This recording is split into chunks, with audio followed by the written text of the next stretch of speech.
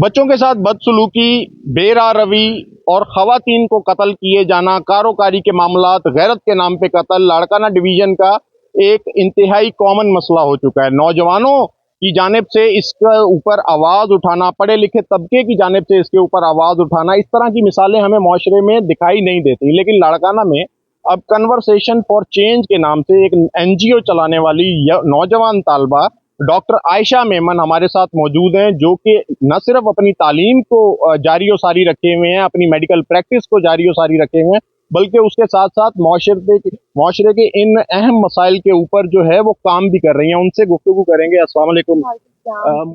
आपको अब तक कौन कौन सी रिकग्निशन मिल चुकी हैं? मुझे अंडर ग्रेड लेवल पे एक स्कॉलरशिप मिली है ग्लोबल यू ग्रेड, जहाँ पर मैंने 6 मंथ्स अमेरिका में स्टडी किया है in South East Missouri State University. उसके अलावा मैंने मेरे 25 प्लस आर्टिकल्स न्यूज़पेपर में पब्लिश्ड हो चुके हैं, जो कि अवेयरनेस पे ही बेस्ड है, क्योंकि मैं समझती हूँ सोशल अवेयरनेस भी बहुत ज़्यादा ज़रूरी है अगर मैं इन पर्सन अवेयरनेस कर रही हूँ तो। उसके अलावा फ्लड वॉरियर का मुझे अवार्ड मिला है, क्योंकि मैंने मेडिकल कैंप्स वगैरह करवाई थी और फ्लड के दौरान मैंने मेंस्ट्रुअल हाइजीन में बहुत ज़्यादा काम किया था। अ, अगर और देखा जाए तो मुझे यंग इमर्जिंग लीडर अवार्ड भी मिला है पाकिस्तान यूएस अलमना नेटवर्क से, और 2023 में मुझे 50 leading lights off Asia and Pacific region में मैं इंक्लूडेड हूँ। अगर पाकिस्तान के लेवल पे देखा जाए तो मैं बहुत ज़्यादा कॉन्फ्रेंसेस वगैरह में फुल्ली फंडेड स्पॉन्सर होती हूँ अपने एक लीडरशिप बेस के ऊपर। डॉक्टर आयशा, मुझे ये बताएं कि लाड़काना डिवीजन में या दही सिंध में खवातीन और बच्चों को लेके ऐसे कौन कौन से मसाइल हैं जो कि अभी भी हल तलब है? हुँ, हुँ। मेरे हिसाब से बहुत ज़्यादा मसाइल है। अगर चाइल्ड को देखा जाए तो अर्ली चाइल्ड मैरिज है, चाइल्ड अब्यूज़ है, हरासमेंट है। उसके अलावा वुमेन को देखा जाए तो इन्फेक्शियस बीमारियाँ हैं, डोमेस्टिक अब्यूज़ है, और बहुत ज़्यादा सोशल मिथ्स वगैरह है जिन पे जो कि मसले हमारे यहाँ बहुत ज़्यादा बढ़ते जा रहे हैं।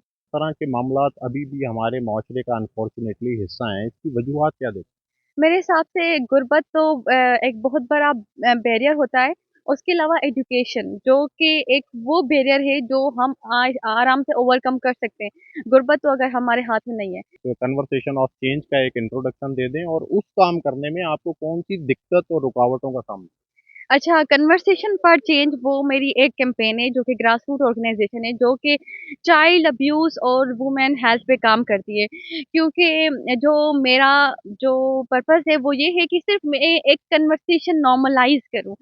मैं एक वो कन्वर्सेशन, वो एक डिस्कशन करूँ जिसके बेसिस में बहुत बड़ी चेंजिंग हम ला सकते हैं।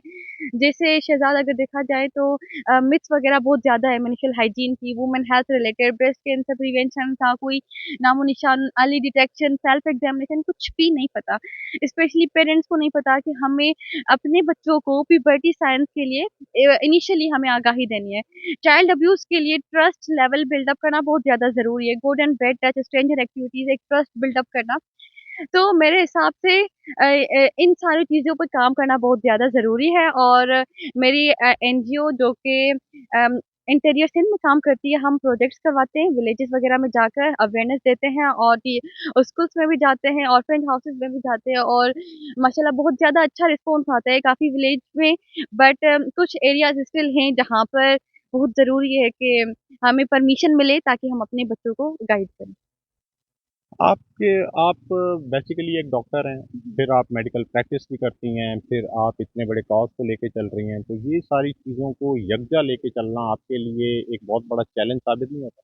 बिल्कुल, डेफ़िनेटली बहुत बड़ा चैलेंज है जब आप अपनी स्टडी, अपनी जॉब और अपने प्रोजेक्ट्स भी पहले हमें सोचने पड़ते हैं कि हमें कैसे, कहाँ पर करने हैं और किस-किस को साथ लेकर जाना है। और उन विलेज में कोई ऐसा मसला तो नहीं होगा जहाँ पर हमें किसी पॉलिटिकल लीडर की नीड हो, जहाँ पर हमें किसी हेल्थ प्रोफेशनल की नीड हो, जहाँ पर हमें मेडिसिनल किट्स चाहिए हो, हमें भरपूर तरीके से हमें पहले देखना पड़ता है। तो मैं समझती हूँ बहुत ज़्यादा डिफ़िकल्ट है, मगर हमें एक अगर प्रॉमिस हो हमारे माइंड में कि हमें अपनी कम्युनिटी में काम करना है, असाइड ऑफ आवर प्रोफ़ेशन, तो मेरे हिसाब से बहुत ज़्यादा ज़रूरत भी है, और इससे हम चैलेंज नहीं कह सकते फिर। कन्वर्सेशन ऑफ चेंज का मुस्तकबिल क्या है? आप अब अपनी तालीम को किस तरफ गामज़न करेंगी? उस अपने प्लेटफ़ॉर्म को किस तरीके से फ़र्दर ऑर्गेनाइज़ करेंगी? क्या फ्यूचर प्लान? देखिए, मेरा जो पहले पर्पज़ था कन्वर्सेशन फॉर चेंज का, वो पहले सोलली चाइल्ड अब्यूज़ था।